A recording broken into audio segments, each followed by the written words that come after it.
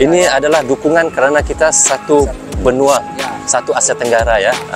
Jadi Malaysia dan masuk saja ke Pildun, kita tetap dukung. Sekarang ini saya lihat bersatunya ASEAN untuk memberi dukungan terhadap perjuangan timnas Indonesia. Ini yang menarik nih guys. Ini yang kita mau sebenarnya. Kalau Malaysia dan Indonesia nih, kalau menyebut tentang sepak bola, pasti dia punya baku hantam tuh. Memang kalau di media sosial sering berbaku hantam, ya, saling menghujat antara satu sama yang lain. Tapi kali ini saya rasa teruja guys, dan juga rasa gembira karena di sini semua ya, bukan saja Malaysia dan Indonesia, malah satu ASEAN mendukung perjuangan timnas Indonesia selaku satu-satunya wakil tunggal dari ASEAN yang menghadapi timnas China.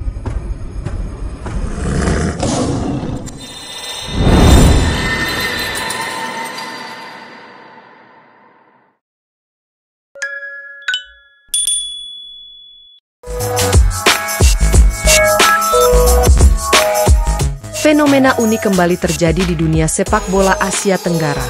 Ribuan supporter asal Malaysia justru memilih datang ke Stadion Gelora Bung Karno, GBK, Jakarta, demi menyaksikan laga timnas Indonesia, ketimbang memberikan dukungan langsung kepada timnas mereka sendiri.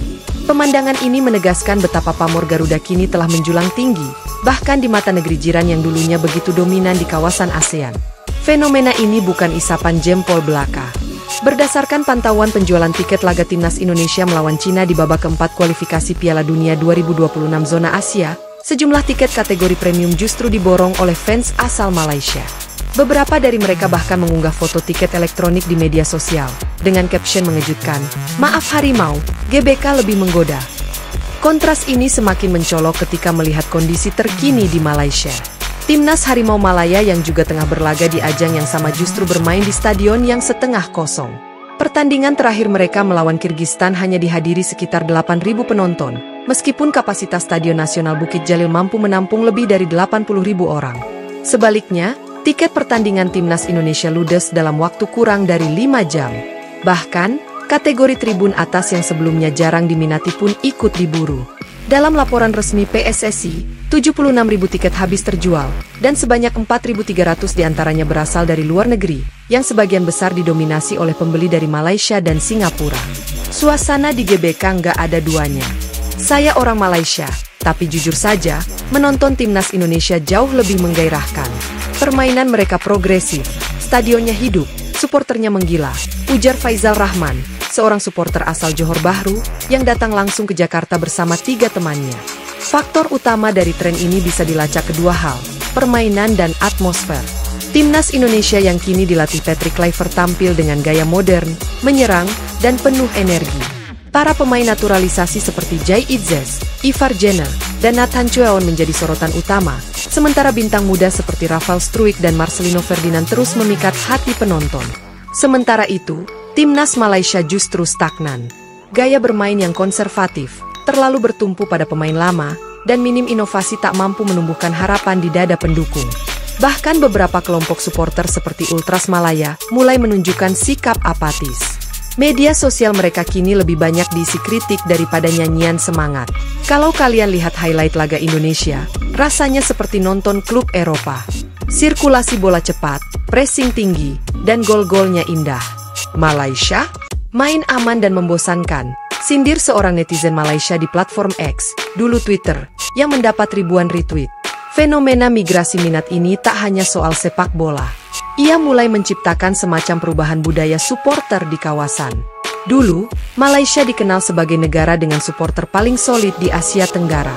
Kini, predikat itu mulai bergeser ke Indonesia, yang tak hanya masif secara kuantitas, tapi juga konsisten dalam loyalitas dan militansi. Kisah tentang rombongan bus dari Melaka dan Penang yang menyewa kendaraan ke Jakarta kini menjadi viral. Mereka tidak hanya datang untuk menonton, tapi juga membeli merchandise timnas Indonesia. Bahkan, ada yang dengan bangga mengenakan jersey Garuda di depan kamera, hal yang 5 tahun lalu mungkin dianggap tabu di negaranya sendiri. Seorang jurnalis olahraga dari Malaysia, dalam artikelnya di The Star, menyebut bahwa ini adalah kegagalan branding internal dari Federasi Sepak Bola Malaysia, FAM, yang tak mampu menumbuhkan rasa memiliki terhadap tim nasional. Jika tidak segera berubah, Bukan tidak mungkin generasi muda Malaysia lebih mengenal Pratama Arhan ketimbang pemain sayap mereka sendiri, tulisnya. Di balik ledakan supporter Indonesia, ada peran besar Erick Thohir sebagai Ketua Umum PSSI. Ia tak hanya membangun tim dengan struktur yang profesional, tapi juga membangun narasi besar, bahwa mendukung timnas adalah bentuk kebanggaan nasional. Ia menyulap sepak bola sebagai simbol kebangkitan, bukan sekadar pertandingan 90 menit. Sepak bola kita bukan lagi hiburan biasa. Ini adalah identitas bangsa. Dan siapapun yang mencintai Indonesia, akan merasa terpanggil datang ke stadion, ujarnya saat konferensi pers pasca penjualan tiket habis. Tak heran, GBK kini bukan hanya rumah bagi warga Jakarta atau Indonesia saja. Ia telah menjadi magnet sepak bola Asia Tenggara.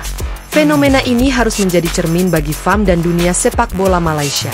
Kekalahan di level pamor adalah tanda bahaya. Ketika rakyat sendiri kehilangan minat, dan lebih memilih jiran sebagai tontonan utama, maka ada krisis yang harus segera direspons. Bukan hanya di level teknis, tetapi di ranah emosional dan kultural.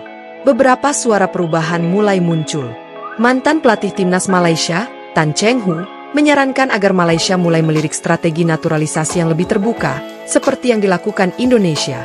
Ia juga mendesak agar lebih banyak pelatih muda diberi kesempatan memimpin skuad senior.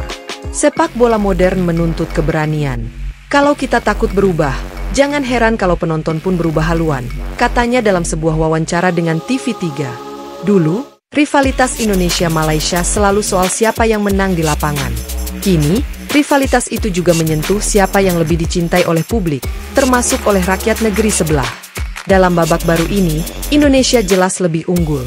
Dan ketika para supporter Malaysia lebih memilih datang ke GBK daripada Bukit Jalil, satu hal menjadi jelas, Garuda telah menjelma menjadi kekuatan sepak bola bukan hanya di lapangan, tapi juga di hati penonton se-Asia Tenggara.